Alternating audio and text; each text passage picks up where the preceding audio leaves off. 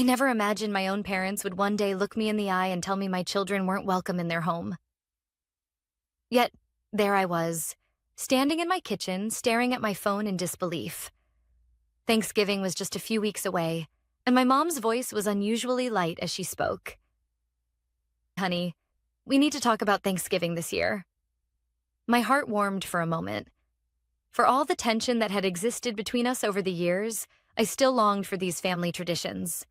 My kids, Emma and Lucas, adored their grandparents despite the distance that had formed. Of course, Mom. What's the plan? I asked, already picturing the way their house would be filled with the smell of roasted turkey, cinnamon, and the warmth of a family gathering. There was a brief pause, just long enough to send a chill down my spine.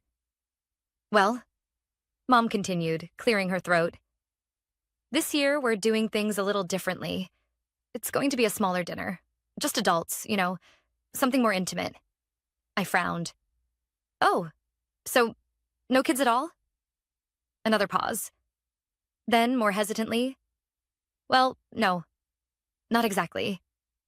A cold knot twisted in my stomach. What do you mean? Mom let out a sigh, as if she were the one being put in an uncomfortable position. Allie, we love your kids, we really do, but they're a bit, energetic. And honestly, we just feel like it would be better if you left them with a sitter this year. I gripped the edge of the counter. So, just my kids? What about Daniel's? Daniel, my older brother. The golden child. The one who could do no wrong in my parents' eyes even when he did. Mom hesitated, and that's when I knew. Daniel and Sophie are coming with their boys, she admitted. But you know how well-behaved they are, Allie. They're just quieter, more refined. It's easier to have them at the table. A wave of heat flushed through me. I felt like I had been slapped, like the floor had suddenly been pulled out from under me. They're just children, I said, my voice tight.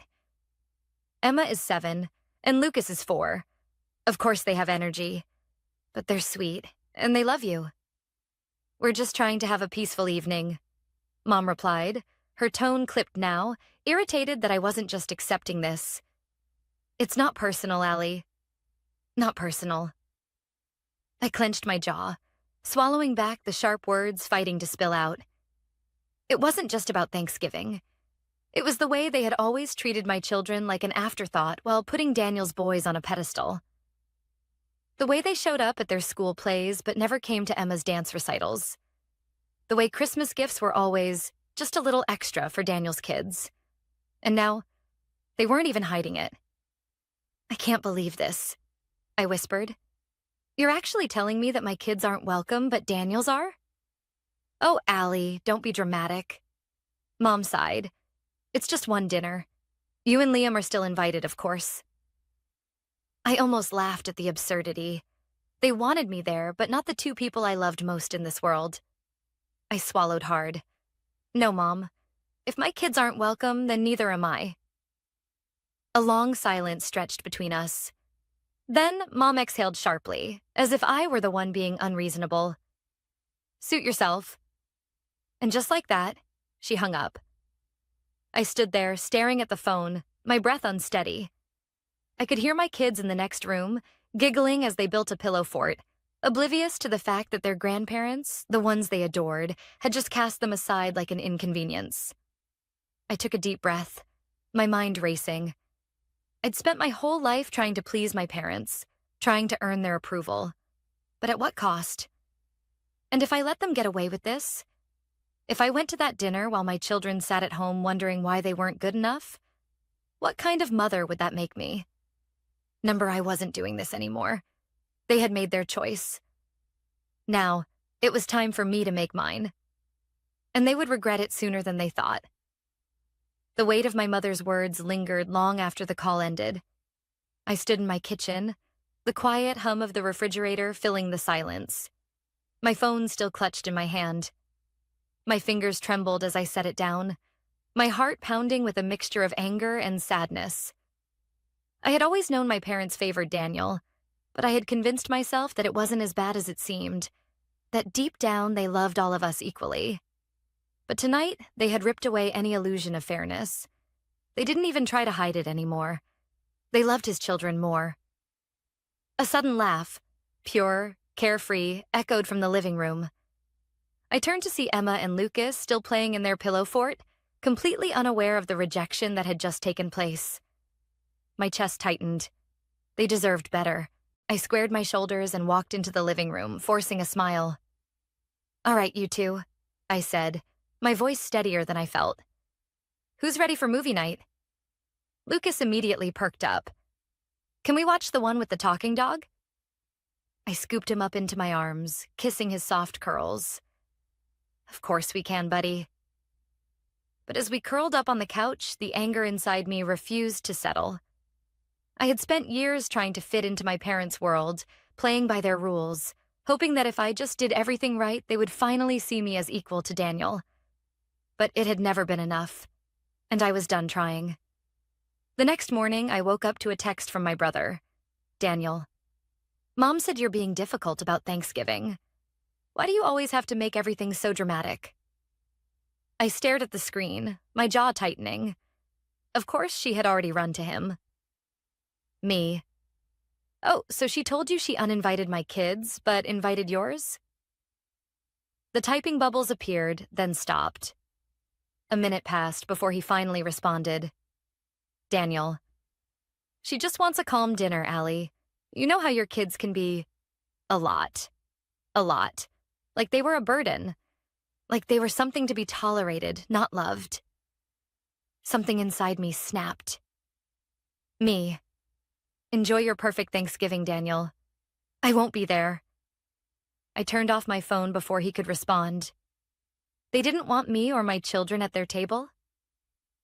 Fine. I wouldn't be part of their world at all. And they were about to find out what that really meant.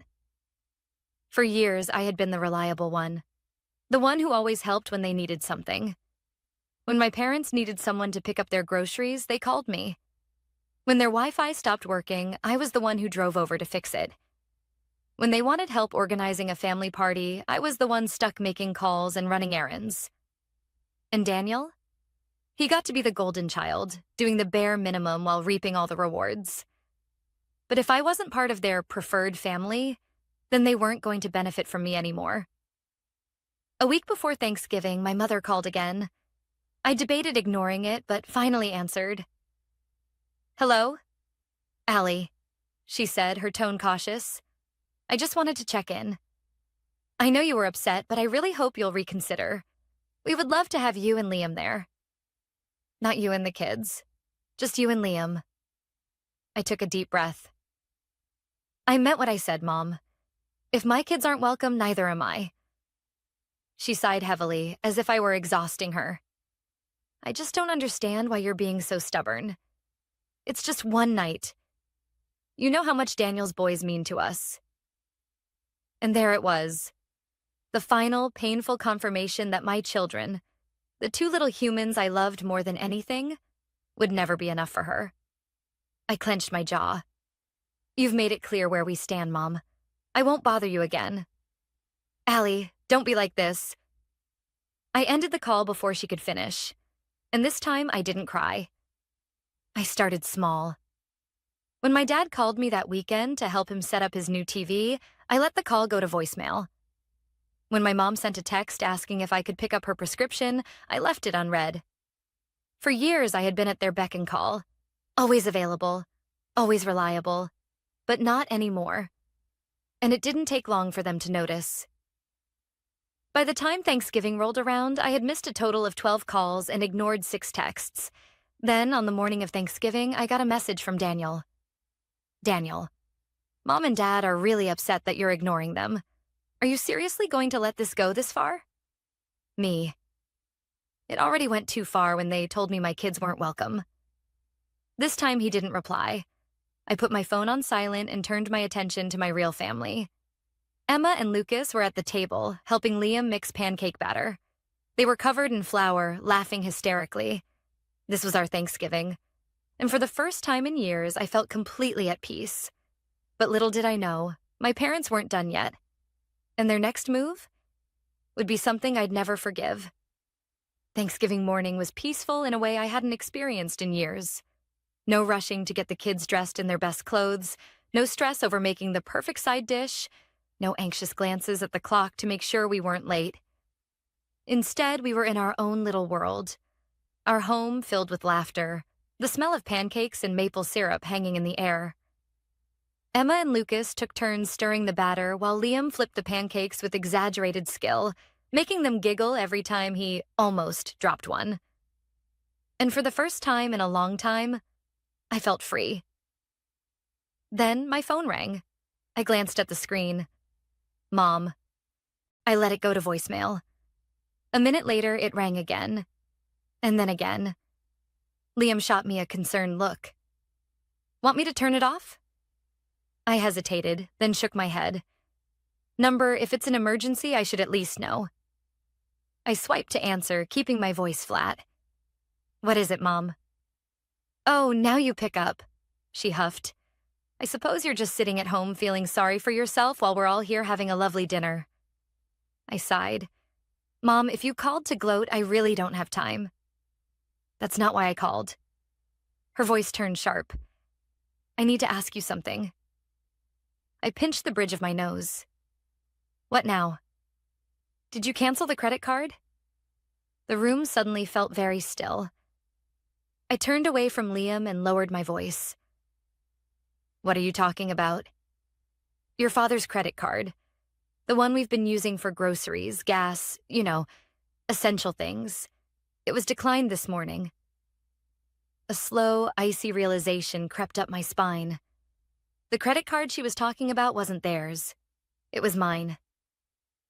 Years ago, when Dad was recovering from surgery and money was tight, I had added them as authorized users on my account temporarily, just to help them through a rough patch. I had meant to remove them when they got back on their feet. But life got busy, and I had forgotten. And they had never reminded me. I clenched my jaw. You mean my credit card? A pause. Then Mom scoffed. Oh, don't be so dramatic, Allie. It's just a card. You make good money, and we figured...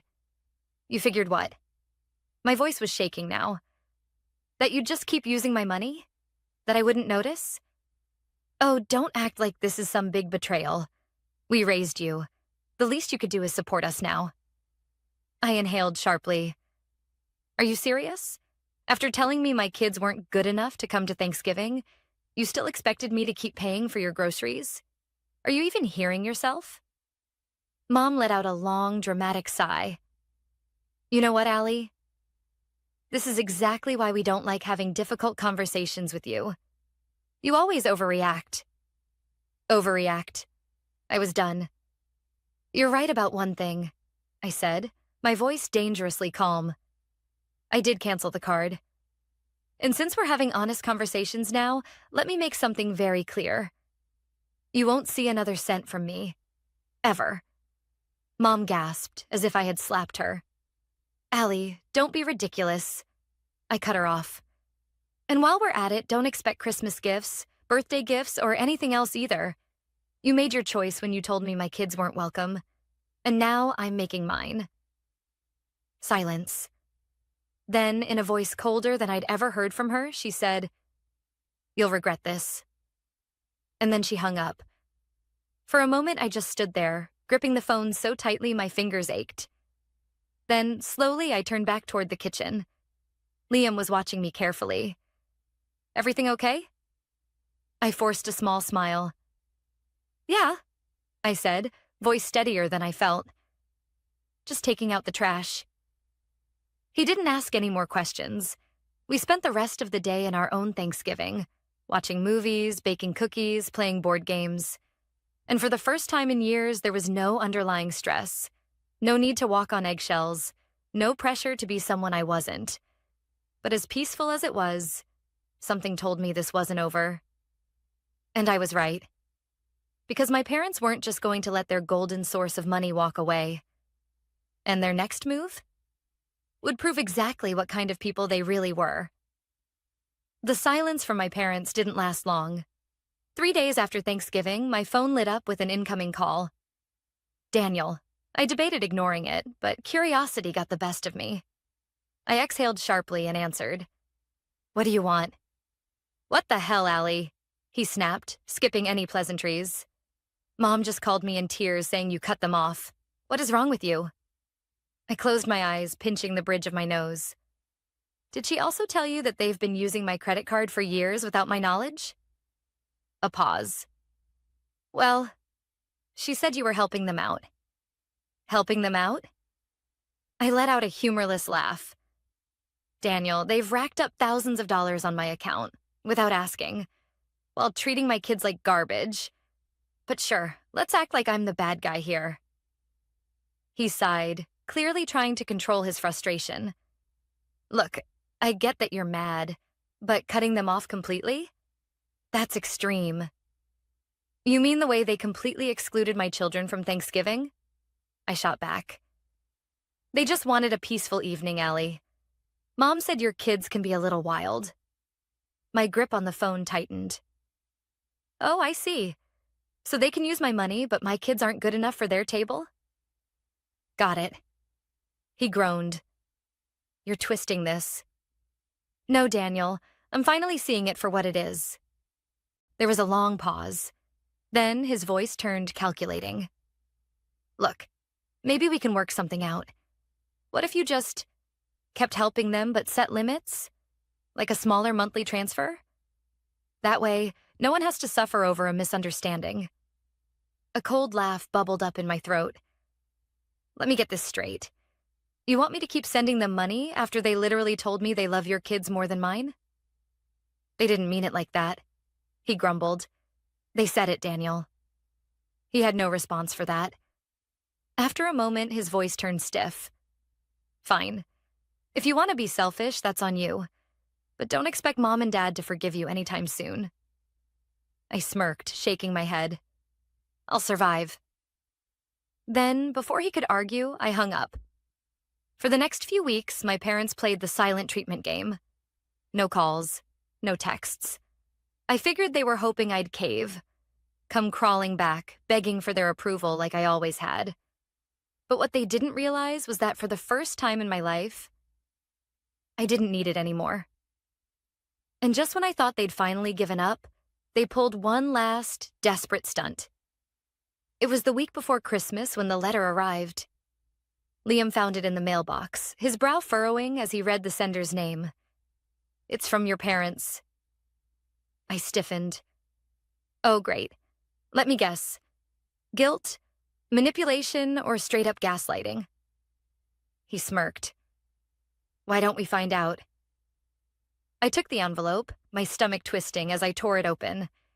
Inside was a formal legal document. My breath caught as I read the words. They were demanding reimbursement for years of emotional and financial support. I let out a disbelieving laugh. "You've got to be kidding me." Liam took the letter, scanning it quickly. "They're saying you owe them for raising you and for all the financial sacrifices they made for your well-being." He looked up, jaw tightening. "Are they actually trying to bill you for your own childhood?" Apparently they were. They had even included itemized costs, things like food, clothes, school supplies, medical expenses, from when I was a child. And at the bottom of the page, a final sum. $78,542. I blinked. They seriously think I'm going to give them nearly 80 grand? Liam scoffed. They must be desperate. I exhaled slowly, anger burning through me. This wasn't about money. This was control. A final, desperate attempt to pull me back into their grip. I looked at Liam, my mind already made up. "I think it's time I pay them a little visit." The next day, I drove to my parents' house, gripping the letter in my hands. I knocked, and when Mom opened the door, her face immediately hardened. "Oh, so now you show up." I didn't rise to the bait. I held up the letter.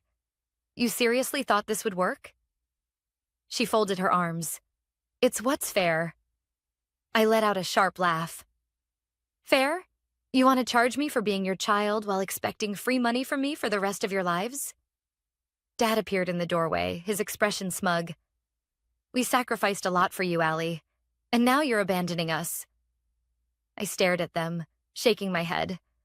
No, Dad, you abandoned me when you made it clear that my kids weren't good enough, when you lied and stole from me, when you put a price tag on my worth. Mom's lips pressed into a thin line. If you don't want to pay, then I guess we'll have to involve lawyers. I met her gaze, unfazed. Go ahead. She blinked. What? I crossed my arms. Take me to court. Try to explain to a judge why you're suing your own daughter for expenses from 20 years ago. See how that goes. Silence.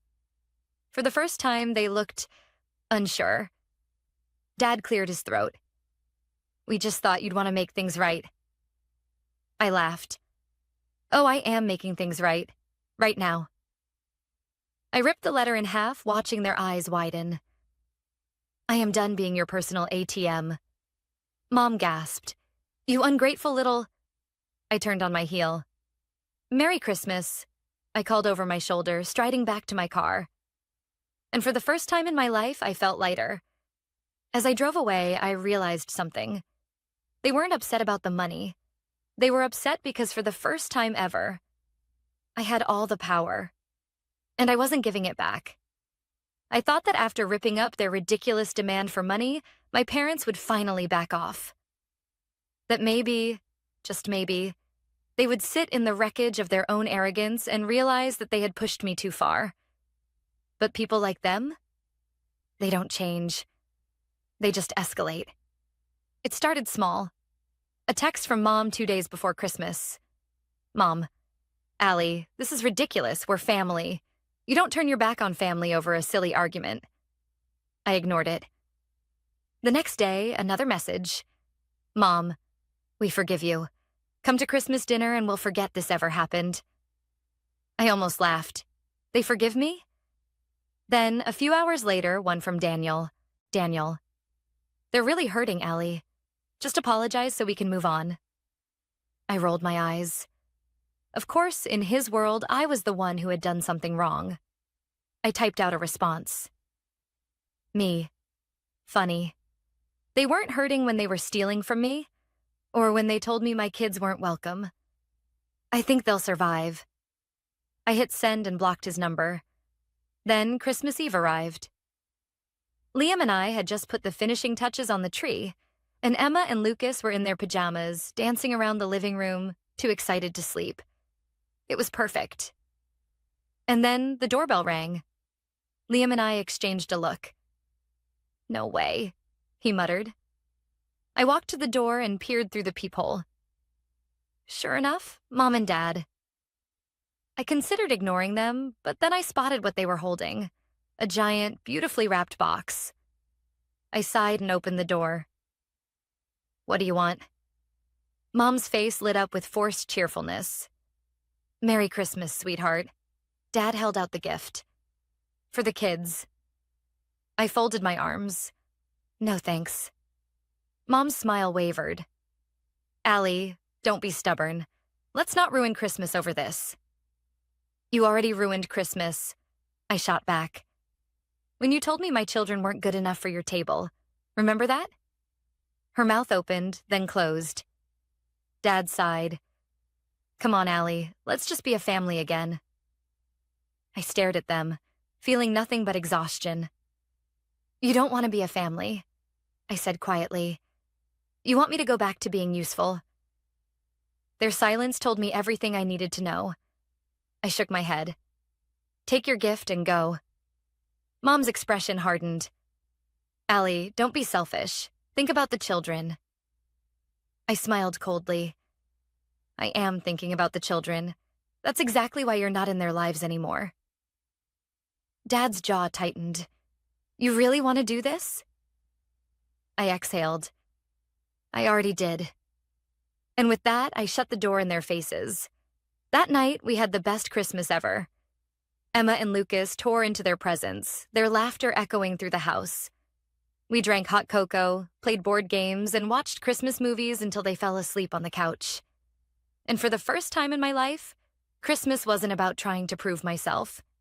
It was about us. Real family. Chosen family. The kind that doesn't come with conditions. The kind that doesn't make you earn love. The kind that loves you because they want to, not because they expect something in return. I thought that was the end of it. That after being cut off financially, humiliated at Christmas, and rejected at my front door, my parents would finally accept that I was done. But I underestimated just how much control they thought they still had over me. Because New Year's Eve, they did something I never saw coming. New Year's Eve was supposed to be a fresh start, a night to leave the past behind and step into a better future. That's what I told myself as I set up the snack table, laughter and music filling our home. Emma and Lucas were buzzing with excitement, running around in their little party hats, counting down the hours until midnight. Liam was pouring champagne for us, a soft smile on his face. It was our night, our celebration. And then, the knock. I froze, my stomach twisting. Liam glanced at me. "You think?" I already knew. I walked to the door, took a deep breath, and opened it. And there they were. Mom, Dad, Daniel, and Daniel's wife, Sophie. It was an ambush. I crossed my arms. "What do you want?" Mom smiled, but it was the same forced, sugary tone she always used when she wanted something. "We just want to talk." "No thanks," I said flatly. Dad sighed. "Allie, enough. You've made your point. Now let's fix this before things go too far." I narrowed my eyes. Too far? What does that even mean? Mom exchanged a look with Daniel. "We just don't want this to affect the kids." Something about her tone made my skin crawl. "What are you talking about?" Daniel stepped forward, arms crossed over his chest like he was the one who had been wronged. "Mom and Dad have been talking to a lawyer." A cold wave of dread rolled through me. "A lawyer?" I repeated slowly. Mom nodded, her eyes gleaming with false sympathy. "We're just worried, Allie. You've cut your children off from their real family over a silly misunderstanding. That's not fair to them." I felt my pulse pound. "What are you trying to say?" Dad cleared his throat. "We've been looking into grandparents' rights." For a moment, all I could hear was the blood rushing in my ears. Then, I laughed. It wasn't a small chuckle. It was loud, unhinged, and sharp. They thought they could legally force their way back into my life? Into my kids' lives? Daniel's face twisted. "What's so funny?" I wiped my eyes. "Oh, you're serious? You think any judge is going to look at this situation and side with you?" Mom's lips pressed together. "We've done nothing wrong." "Nothing wrong?" I repeated, stepping forward. "You stole from me. You treated my kids like second-class citizens. And now, because I finally cut you off, you think you can bully your way back in?" Dad's face darkened. "You don't want to do this, Allie." I met his glare with a smile. "Oh, but I do." I pulled out my phone and held it up. "I want you to think real carefully about what you're about to do," I said, voice cold. "Because I've got every text, every voicemail, every demand for money, and I promise you, if you try this, I will bury you." Sophie gasped. "Allie, come on." "No," I snapped, eyes locked on my parents. "You have no case. You know it. I know it. And if you keep pushing me, I will make sure that everyone you know sees exactly who you really are." A beat of silence. Then Mom's face twisted in anger. "You're being unreasonable." I smiled. "No, Mom. I'm finally being smart." I stepped back into my house and grabbed the door. "Happy New Year," I said sweetly. Then I slammed the door in their faces. They never went through with their pathetic legal threat. They knew they had nothing. They knew they had lost. In the weeks that followed, I didn't hear from them. Not a text, not a call. Nothing. And for the first time in my life, it felt like freedom. The weight of their expectations?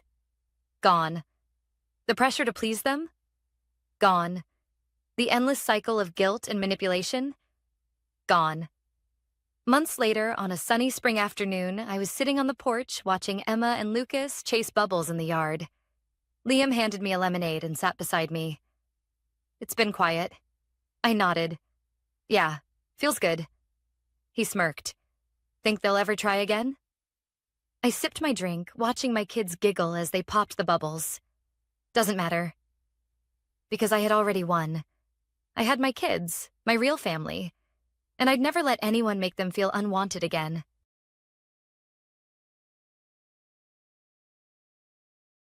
I sat in the front pew of the church, my hands folded neatly in my lap, staring at the polished mahogany coffin at the altar.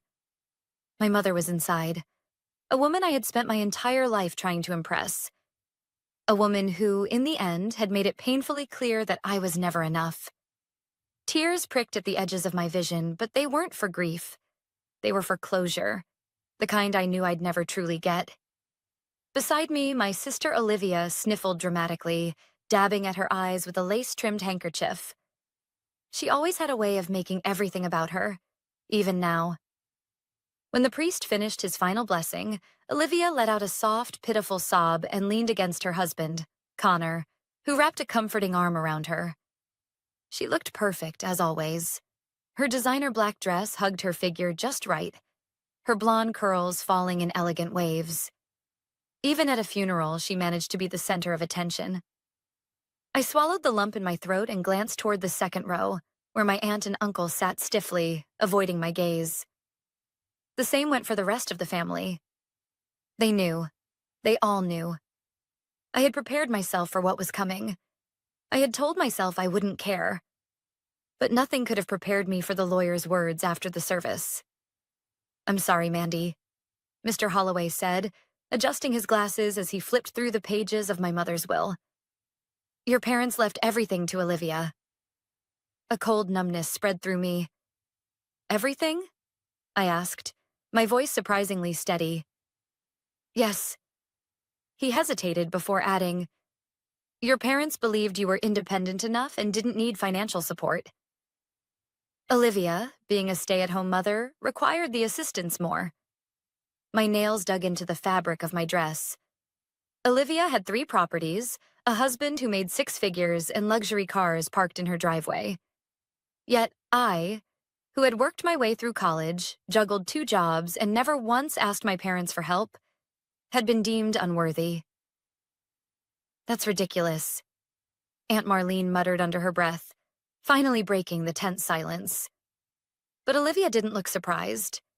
She simply let out a delicate sigh, as if this was just another unfortunate burden she had to bear. "I mean, it does make sense," she murmured, placing a hand over mine as if she were offering comfort. "You've always been so independent, Mandy. Mom and Dad just wanted to help me, that's all." "That's all." I pulled my hand away. "You knew, didn't you?" I asked, my voice barely above a whisper. She bit her lip. They may have mentioned something before." And there it was. The truth. I wanted to scream, to rage, to demand how even after death my parents still found a way to remind me that I wasn't good enough.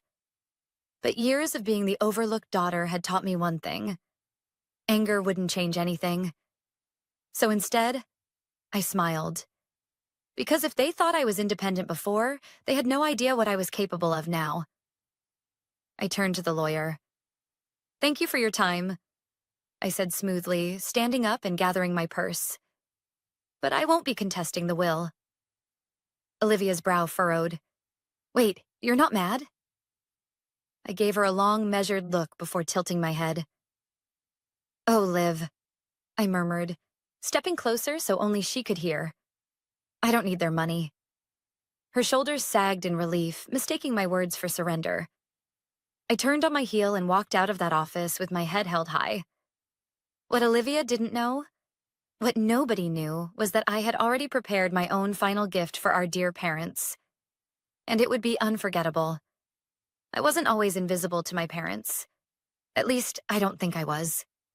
There must have been a time, maybe when I was a toddler, clutching at my mother's skirt or babbling nonsense to my father, when they saw me. When they really saw me. But as I grew older, the difference between me and Olivia became impossible to ignore. She was the golden child, the cherished daughter who could do no wrong. And me? I was the afterthought. It started small. When Olivia won her first dance recital at age 6, my parents threw a party, complete with a cake shaped like ballet slippers. When I placed first in a spelling bee that same year, my mother patted my head and told me to keep up the good work. When Olivia turned 16, she got a brand new car, wrapped in a big red bow. When I turned 16, I got a used bike. Because you don't really go out much anyway, Mandy. I told myself it didn't matter. That I didn't need the approval, the admiration, the love. But deep down, it stung. Still, I worked hard. While Olivia breezed through life on charm and parental favoritism, I built something for myself. I worked my way through college with 2 part-time jobs. I landed a stable career in finance. I saved every penny and invested smartly. I never relied on anyone. And yet, in the end, none of it mattered. I sat in my tiny apartment that night, staring at the ceiling, replaying the words over and over in my head. Your parents left everything to Olivia. Of course they did. Why would I expect anything different? My phone buzzed, snapping me out of my thoughts. A message from Aunt Marlene. Mandy, I just want you to know I think what your parents did was disgusting. You deserve better. A second later, another message appeared. You should fight this. Contest the will. It's not fair. Fair. The word made me laugh. Nothing about my relationship with my parents had ever been fair. I had accepted that a long time ago. But what I couldn't accept was Olivia sitting there, pretending this was just another unfortunate inconvenience for her. Pretending she hadn't known. I didn't want their money. But that didn't mean I wouldn't leave my own mark on their legacy. I pulled open my laptop and logged into my email. There was someone I needed to reach out to. A certain lawyer. A week later, I stood in front of my parents' house. No, Olivia's house now. It still smelled the same. Freshly cut grass, the lingering scent of my mother's lavender perfume embedded in the walls. But it wasn't home anymore. Hadn't been for a long time. Olivia answered the door, her face lighting up with fake surprise. Mandy, I wasn't expecting you. No, of course she wasn't. I need to pick up some things, I said simply. Mom had some personal letters and keepsakes I'd like to have. Olivia hesitated, but then stepped aside, waving me in. Of course, take whatever you need. I walked through the house slowly, memories pressing against me with every step. The living room where I had watched my parents shower Olivia with praise. The dining table where I had once sat in silence while they gushed over her latest accomplishments. I headed toward my father's old study. This was what I had come for. I pulled open the desk drawer, fingers grazing over old documents, notebooks, and letters. And then, I found it. The original copy of my parents' will. I had already seen the one the lawyer had read aloud. But this was different. Because there, on the first page, was a clause that hadn't been in the final document. A clause stating that my parents' estate was supposed to be split evenly between Olivia and me. I let out a slow breath, my fingers tightening around the paper. So Olivia had done more than just accept the favoritism. She had changed the will. I turned, my heart pounding. Olivia stood in the doorway, arms crossed. You weren't supposed to see that, she said, her voice calm, almost bored. I stared at her, waiting for an explanation, a confession, anything. Instead, she just shrugged. Mom and Dad always intended for me to have everything, Mandy. I just made sure their wishes were properly carried out. I had never hated her more. I could have screamed, could have fought, could have marched straight to a lawyer and exposed her for what she'd done. But I didn't. Instead, I smiled. Thank you for your honesty, I said, my voice steady. That's all I needed to know. And with that, I walked out of the house, already planning my next move. Because Olivia had just made one very big mistake. She thought I would let this go. She thought I was the same girl who had always been overlooked. but she was about to find out just how wrong she was. The truth had been sitting right there, buried in my father's desk, waiting for me to find it. My parents had intended to split their estate between Olivia and me, but Olivia had made sure that never happened. She hadn't just accepted her role as the golden child. She had taken everything, ensuring I walked away with nothing.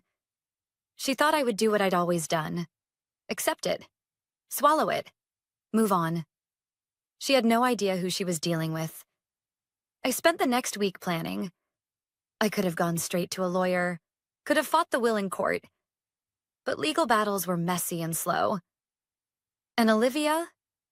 She was careful. By now, I had no doubt she had covered her tracks.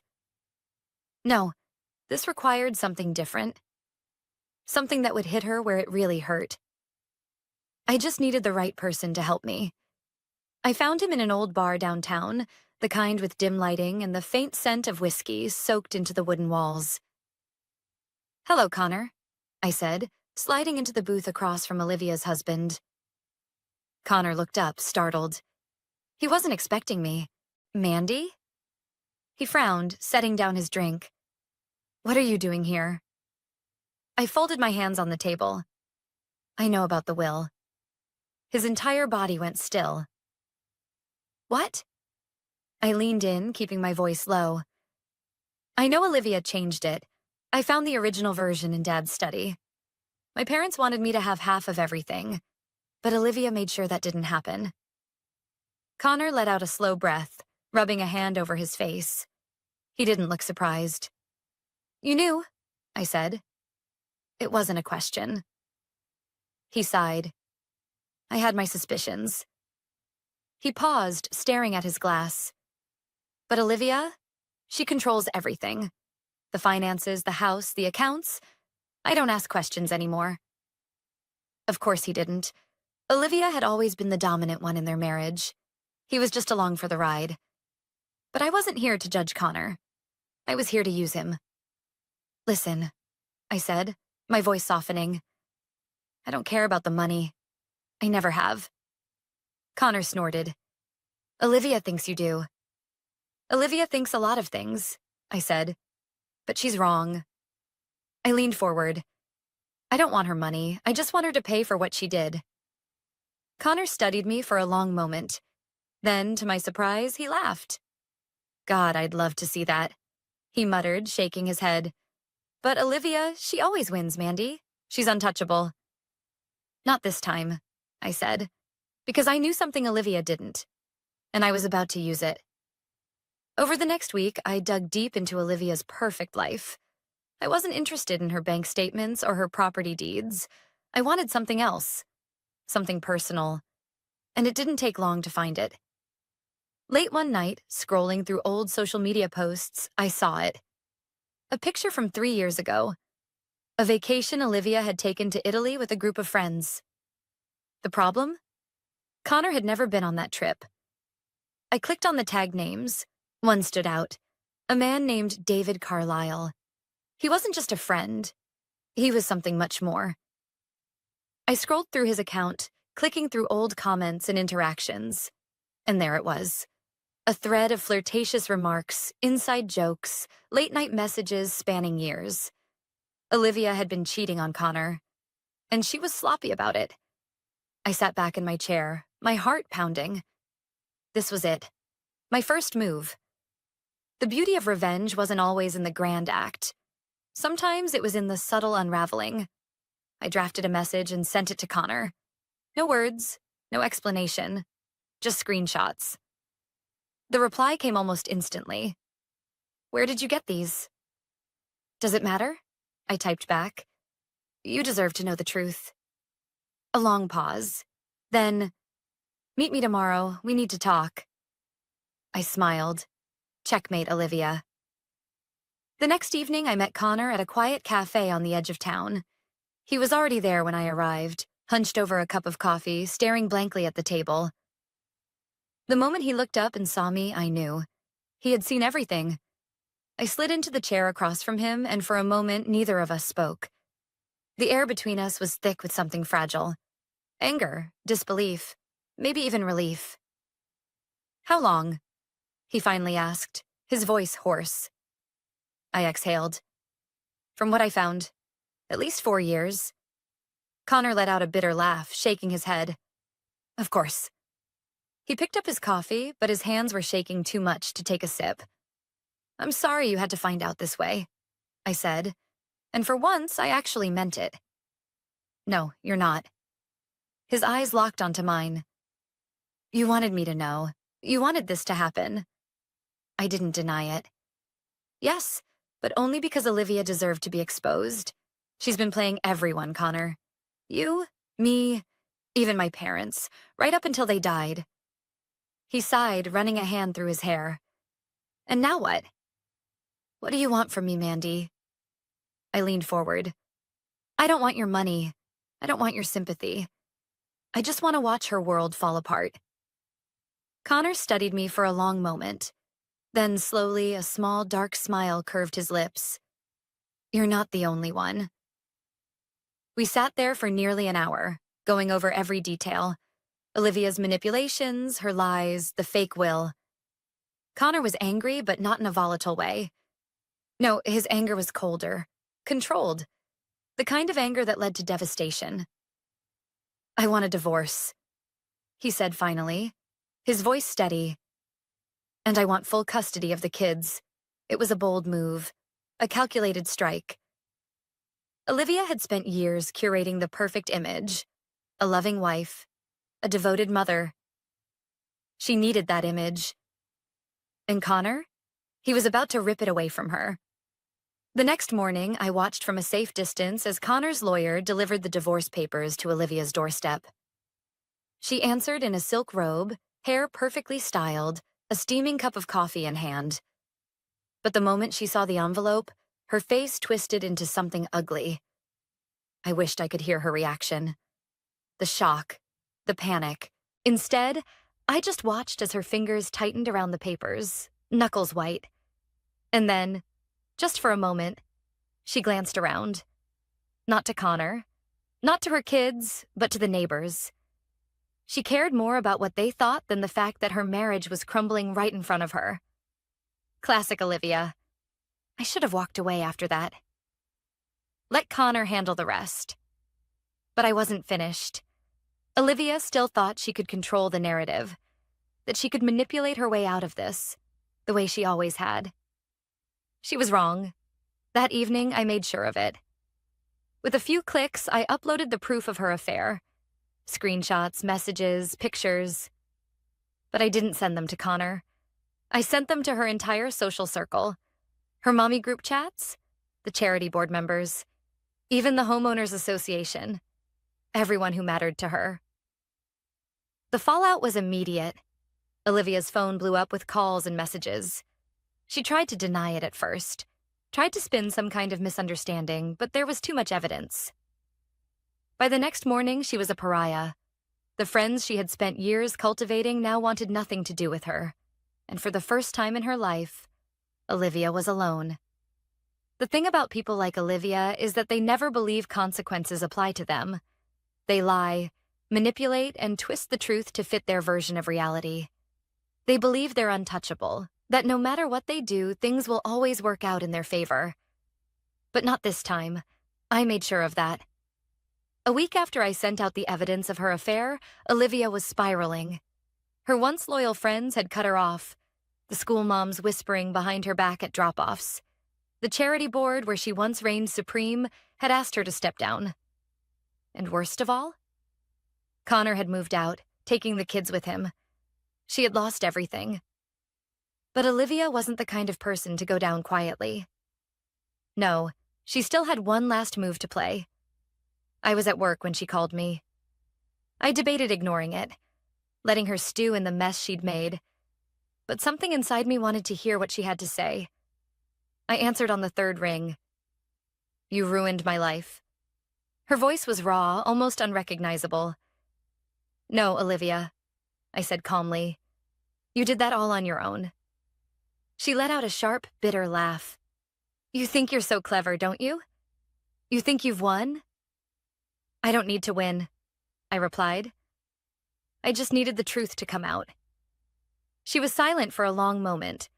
Then her voice dropped to something colder. You don't understand, Mandy. You think you've taken everything from me? Fine. But you better watch your back, because I have nothing left to lose. And with that, she hung up. A normal person might have been scared. But I knew Olivia. She was all talk. Still, I wasn't about to let my guard down. Not yet. Because Olivia might have lost her reputation, her marriage, and her perfect image. But there was still one thing left. The house. I didn't need the money. But I did need to finish what I started. So I called Connor. Do you still have the original will? I asked. Yeah, he said, confusion in his voice. Why? I smiled. Because it's time to fix what Olivia broke. It took a few more weeks, but eventually my lawyer filed the case. Olivia had fraudulently altered legal documents. A serious crime. There was more than enough proof, and with Connor's statement, she didn't stand a chance. The court ruled in my favor. My parents' original wishes were reinstated, which meant half of everything, including the house, now belonged to me. I'll never forget the look on Olivia's face when the sheriff showed up with the eviction notice. You can't do this, she screamed, her voice shrill with rage. This is my house. Not anymore, I said, standing in the doorway. You took everything from me, Olivia, and now I'm just taking back what was mine. She was shaking, her hands clenched into fists. Where am I supposed to go? She whispered, eyes desperate. I tilted my head. I guess you'll have to be independent now. And then, with the sweetest smile I could muster, I handed her one last gift, an old, used bicycle, the same kind my parents gave me for my 16th birthday. I walked back inside and shut the door, leaving her standing there, alone. For the first time in her life, Olivia had no one to fall back on. And for the first time in my life, I was finally free. The house was quiet. For the first time in years, I walked through its halls without feeling like an outsider. No more judgmental stares. No more whispered conversations about how different I was from Olivia. It was mine now, not just legally, but in every way that mattered. Yet, as I stood in the grand living room, surrounded by the expensive furniture and perfectly curated decor, I felt nothing. This place had never been a home to me. It had been a battleground, a symbol of everything I had been denied. And I knew what I had to do next. I put the house on the market the very next day. Not for profit, not for revenge, but because I wanted a clean slate. This house had been Olivia's kingdom, my parents' shrine to their perfect daughter, and I wanted no part of it. I watched from a distance as the for sale sign was hammered into the lawn, and for the first time in my life, I didn't feel like I was losing something. I felt like I was winning. Olivia, on the other hand, wasn't faring so well. I heard from mutual acquaintances that she was struggling. Connor had won full custody, and without him to bankroll her lifestyle, things unraveled fast. The last time I saw her, she was renting a cramped apartment on the outskirts of town, working a low-level job she despised. And for once, there was no safety net, no parents to bail her out, no adoring social circle to prop her up. She was finally living the kind of life she had always looked down on. But the funny thing? I didn't feel triumphant. I didn't feel guilty either. I just felt done.